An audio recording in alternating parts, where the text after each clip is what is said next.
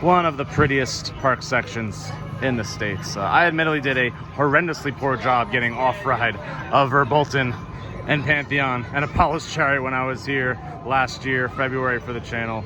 But yeah, this is just such a pretty area. That boat is highly, highly recommended for me. Obviously, you get great shots of that ride called Verbolten. Here's legitimately good off-ride footage of Verbolten. That used to be the former Big Bad Wolf drop, the Arrow suspended coaster. And yeah, Pantheon is really, really good. Once again, shout out to the coaster crew. We're gonna get a whole lot of VRT tonight on that bad boy.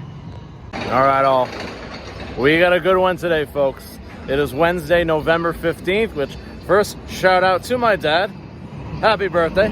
Also shout out to my good friend Jack. Happy birthday to you as well. I know you have a very good picture of this one. I'll share that in the description.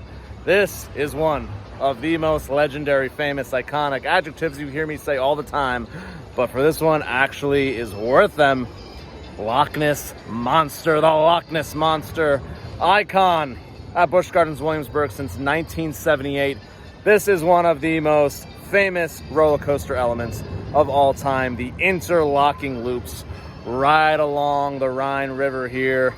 Beautiful, beautiful setting for this famous Arrow. You know Arrow. This is one of the more unique ones for sure. 1978, 45 years young this year.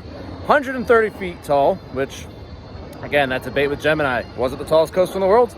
Busch Gardens says it was. So there you go. Tallest roller coaster in the world when it opened in 1978.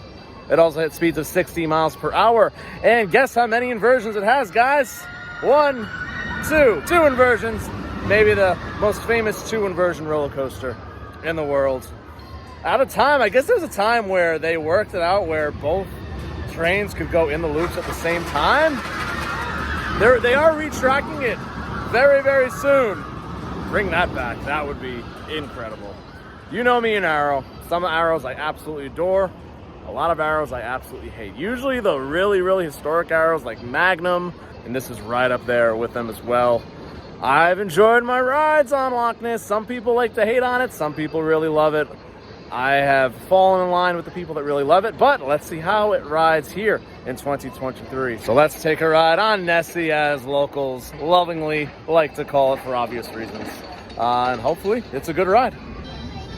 There you go. Ace roller coaster landmark. That's when you know that a ride is historic.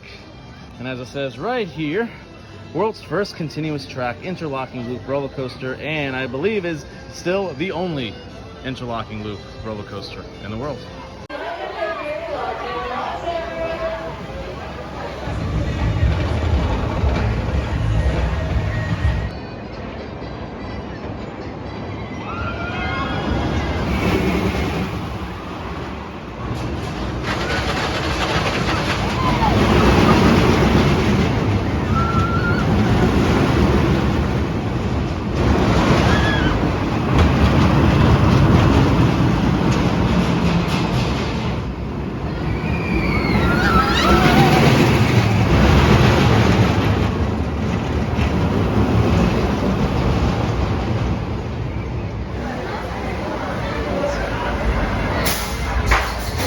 Loch Ness Monster, baby. Loch Ness Monster, for whatever reason, is a ride that keeps getting better the more I ride it. I think I've enjoyed it more every single ride, every single year I come to Busch Gardens Williamsburg. Whole lot of Dragon Mountain in that ride, baby. I said in Dragon Mountain, that was if Loch Ness Monster and Tennessee Tornado were attached. And I told you how much I raved about Dragon Mountain. It's the same for Loch Ness. It's janky in the good Arrow jank way, not the painful corkscrew Arrow jank. It gives you a good little shake, but it doesn't give you a concussion. I don't know, the drops are really, really good, especially in the back. First drop is awesome. The drops going in to the loops, awesome. The tunnel, I didn't mention the tunnel in the intro. It has almost a triple helix, I believe, all in the dark. All in the tunnel, and I'm pretty sure they're bringing back some effects for the new version that I believe is opening next year. Really, really looking forward to that. Overall, just a damn good time. I like the drops, I like the inversions, I like the indoor sections, and obviously I have to give points for the history. I'm turning back around. We're keeping these loops in the shot the whole time. There we go. Loch Ness Monster is a treasure. I am a big fan of Nessie. This is probably going to be a high score for a lot of y'all.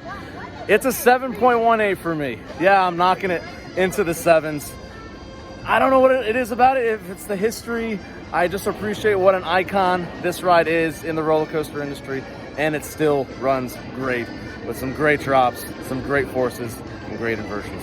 So that is November 15th. Oh, it's a winner. Loch Ness is a winner for me, and I'm so happy they're doing everything they can to keep this going for years and years to come. If there's a steel coaster that can hit the 100-year mark, I vote Loch Ness as being one of them that can hopefully do just that. So, hope you all enjoyed this review of the historic Loch Ness Monster. See you all tomorrow, guys.